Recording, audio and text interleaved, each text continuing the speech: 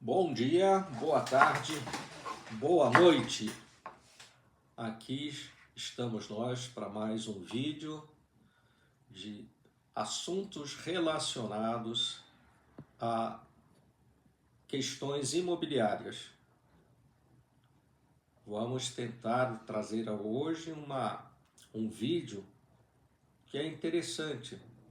Ele trata de uma dúvida também que muitas pessoas têm, que eu gostaria então de que elas pudessem, através dessas informações, fazerem com esse conhecimento um bom uso e minimizar as grandes questões de má entendimento e que muitas vezes acabam sendo judicializadas por desconhecer essas questões.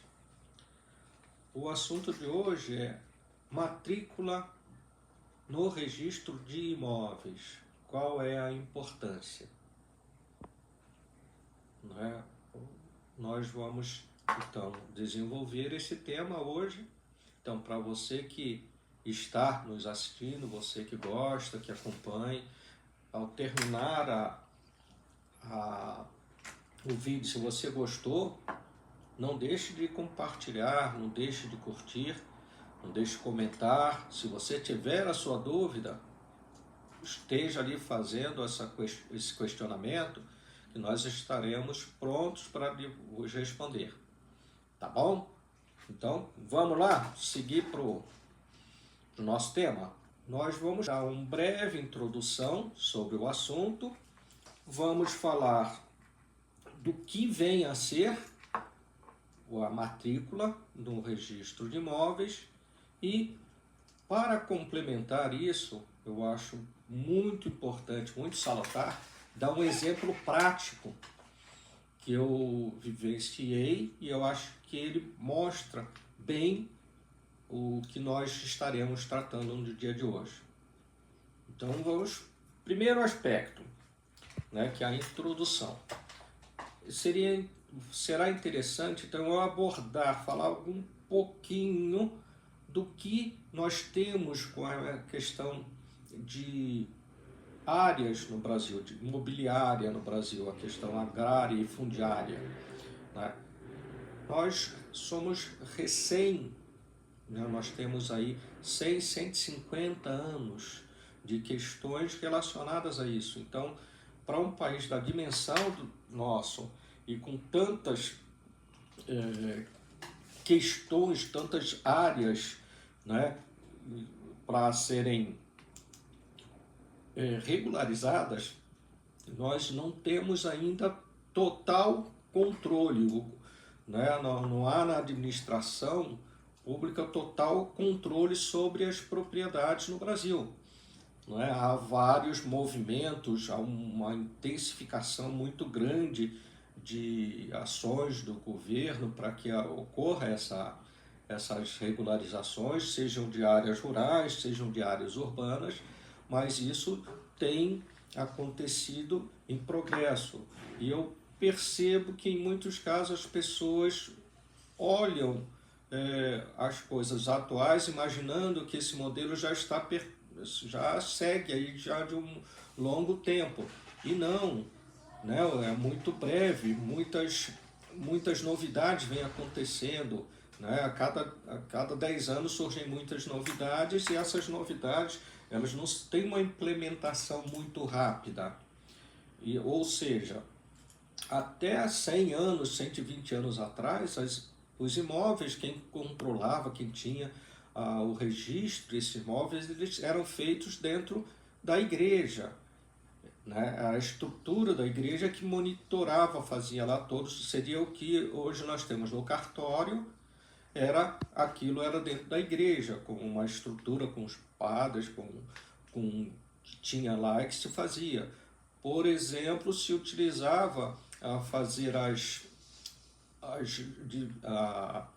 linhas da propriedade utilizando árvores, um determinado acidente geográfico, como aquilo foi perto de uma do lago tal, ou de um determinado riacho, enfim, muitas propriedades no Brasil ainda encontram-se dentro desta realidade, né? E também, né, e isso na verdade, ele tem mudado, digamos, com uma certa velocidade, né? Mas nós ainda não temos total, não estamos com 100% dessa realidade implementada. Isso então quer dizer o quê? Quer dizer que eu tenho que continuar dando esse segmento no governo para poder trazer a registro de imóveis todos os imóveis dentro do país. Esse é o grande objetivo que o governo tem. E aí, o que acontece? Quando eu tiver essa possibilidade, esse 100%, aí eu terei uma condição de saber quem que são definitivamente os proprietários de terras no país, né? Hoje ainda há muita terra que não se sabe de quem é o proprietário, né? Há muitas invasões de terras, né, produtivas ou não, mas também há esses casos. E então, para, digamos, pacificar essa questão, é que há necessidade, então, de se chegar nesse trabalho final de definir qual é o proprietário dentro do registro de imóveis.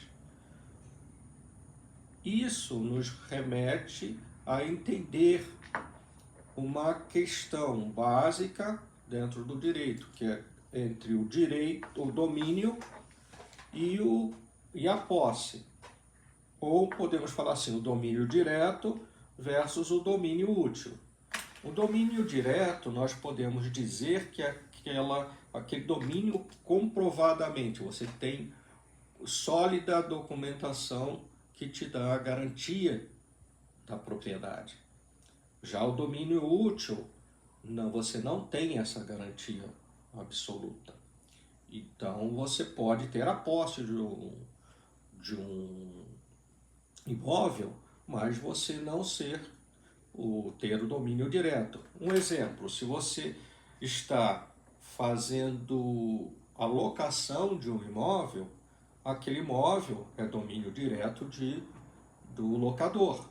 E você, como locatário, será o detentor do direito do domínio útil. Ok? Bom, passando agora para o item 2, nós buscaremos entender o que é essa matrícula no registro de imóveis. O imóvel, cada imóvel, pela legislação brasileira, ele só pode ter um único cartório que faça o registro dessa matrícula. A matrícula é como se fosse um histórico de operações ou de acontecimentos que envolvem aquele determinado imóvel. Então, por exemplo, na cidade de Curitiba, há 6 cartórios de registro de imóveis, ou 6 ofícios de registro de imóveis, como queiram. Na cidade de Florianópolis, são 3 ofícios de registro de imóveis. Então, voltando ao caso de Curitiba, a cidade de Curitiba ela foi dividida em 6 regiões e cada região tem um cartório que realiza o controle dos imóveis daquela região. Ou seja, um determinado imóvel ele terá a sua matrícula num dado cartório por estar naquela região. A mesma coisa em Florianópolis. Então, eu não tenho a primeira, a segunda ou a terceira região. Se o imóvel estiver na terceira região, ele tem que ter a sua matrícula na terceira região, não será na segunda nem na primeira. Concluindo, apenas um cartório é que poderá ter o registro da matrícula desse imóvel. E esse registro compreenderá o início desse imóvel, da onde veio, qual a origem dele e todas as operações que forem levadas para conhecimento do registro, né, para o conhecimento do cartório, para que ele assente essas alterações. Exemplificando, eu posso pegar aquele imóvel, posso oferecer ele como garantia de um determinado empréstimo bancário. Se eu fizer isso, o banco vai entrar com um pedido para que coloque nesta matrícula uma verbação falando que esse imóvel está como garantia. Eu posso, na medida em que eu quito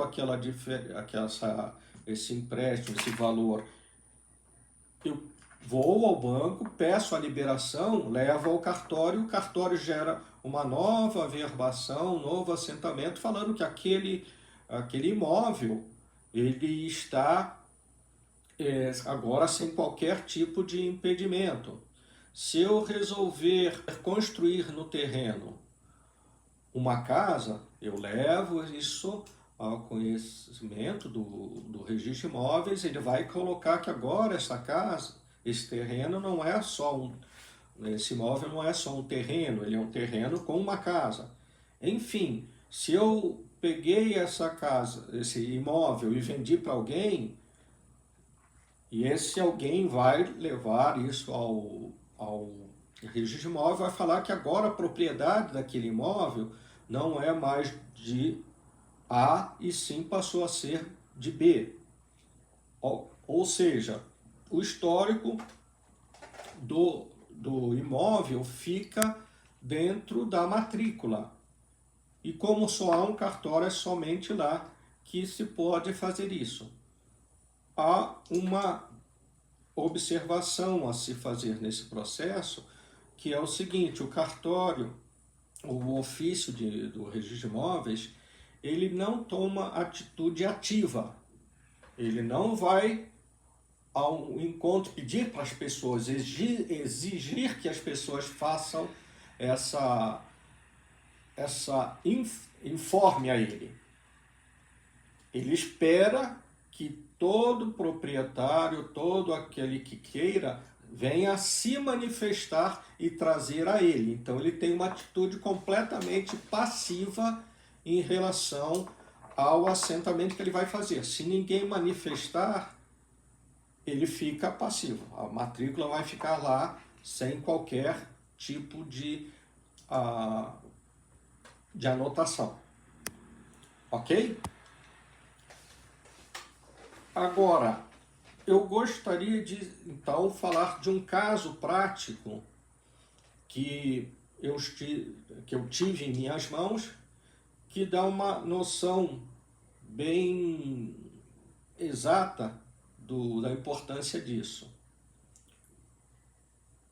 Uma determinada pessoa, ele chegou e comprou na planta um apartamento numa cidade, pagando à vista, com a previsão de entrega deste apartamento para 5 anos da data daquela aquisição. Ele assinou nesse instante um contrato de compra e venda para entrega desse imóvel para dali a 5 anos. 5 anos completos, a construtora chamou essa pessoa que comprou o imóvel, entregou as chaves para ele, falou: olha, está aqui tudo direitinho, né? Já pode morar. E ele pegou esse imóvel e deu uma entrada para... Não foi morar. Ele pegou a chave do imóvel e deixou esse imóvel durante 5 anos fechado. Ele estava morando em uma outra cidade e deixou esse imóvel fechado. Ou seja, dali a mais 5 anos, ele voltou para a cidade e começou a morar. Ou seja, da data que ele comprou até a data que ele entrou, ficou ali passados 10 anos. 15 anos depois dessa data que ele começou a morar, ou seja, de 25 anos que ele comprou, 20 anos que ele teve a chave do imóvel e 15 anos que eles estavam morando, a família estava lá, num determinado dia a esposa recebeu o oficial de justiça falando que aquela casa estava precisando ser avaliada para que entrasse num leilão de imóveis, pois ela tinha sido colocada como parte da dívida da construtora que a tinha com um banco. A esposa ficou completamente perdida na situação, com essa chocante, porque para ela o imóvel já tinha sido pago, já tinha sido quitado, era deles. Ligou para o marido e o marido falou, mas eu não, já comprei, já quitei, eu tenho os documentos lá. E o que acontece? Ele tinha os documentos da compra e venda. Ele não, dentro do legal, ou seja, o domínio direto desse imóvel real, ainda era da imobiliária. Esse imóvel, dentro do registro de imóveis, constava como sendo parte da construtora, do estoque da construtora. E esta construtora já tinha liberado a documentação para que ele, proprietário, pudesse passar para o nome dele. Mas ele achava que isso não era muito importante, né? Que isso não faria diferença e que esse era um custo muito alto para fazer esta transação. Né, levar a registro cartório tem um custo, levar ele no registro de imóveis tem um custo, e isso ele não queria pagar, não estava disposto a pagar, então ele foi protelando e protelou isso durante 20 anos. Só que nesse instante, o que aconteceu?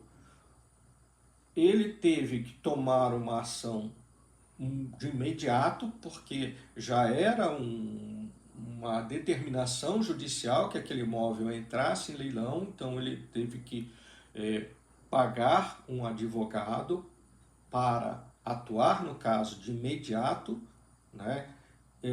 Teve que pagar de imediato também todas essas custas que ele tinha protelado com os devidos juros, né, por atraso, porque isso não foi feito no prazo devido, e ele acabou tendo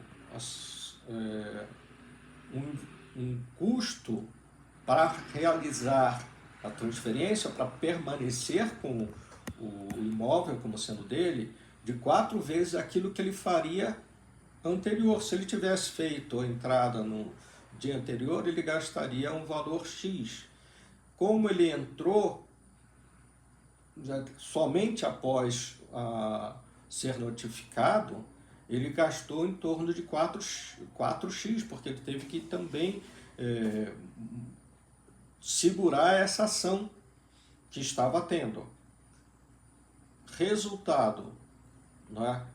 Ele não se precaveu, ele não tomou a providência, e ele ainda teve, digamos, uma sorte de que a pessoa encontrou a esposa dele, na casa para dar a notificação, porque eles já tinham feito isso 3 vezes e isso era a última vez que eles estavam fazendo. Se não houvesse essa notificação, não tivesse ocorrido esse encontro, essa família teria perdido o seu imóvel, porque o juiz determinaria sim aí a venda desse imóvel em leilão para pagar a dívida da construtora, considerando que esse imóvel era de propriedade da construtora. Para que ele viesse a receber, a ser ressarcido por isso, ele teria que entrar com uma ação contra a construtora, o que levaria anos. E ele teria, então, aí um grande problema para resolver. Ok? Então, entendo a importância do registro de imóveis. Ou seja, aqui também eu faço uma recomendação, aproveitando o gancho do assunto. Então, toda vez que você se interessar por comprar um imóvel, e este imóvel já for regularizado, porque, como eu falei no início do vídeo, tem uma série de imóveis ainda no Brasil que não são regularizados, ok? Tem imóveis, que eu posso citar várias cidades, então, no litoral de Santa Catarina tem muito, no Mato Grosso do Sul tem muitas áreas, e no Brasil inteiro tem muitas áreas não regularizadas, que aí é um outro procedimento. Mas se o imóvel for regularizado, ou seja, o imóvel regularizado é aquele imóvel que tem a sua matrícula no registro de imóveis. Então, toda vez que você se interessar por um imóvel, por adquirir um imóvel que ele é regularizado, a primeira coisa você fazer, ir no registro de imóveis, no ofício de registro de imóveis, daquele imóvel que cuida daquela região, pedir a certidão de inteiro teor deste imóvel. Você vai pagar uma taxa. Este documento ele é aberto, ele não é fechado, é aberto, é liberado para qualquer pessoa fazer esse pedido, para você poder entender quem que é o proprietário, quais são o que aconteceu com aquele imóvel ao longo desde o início do registro dele. Ok? Pessoal, meu nome é Edelcir Leite Soares, eu sou corretor de imóveis, tenho anos de experiência, sou avaliador. Vocês precisando, conte conosco, eu tenho meu blog, vocês se precisarem também pode ver, tá? Até o próximo vídeo, fiquem com Deus.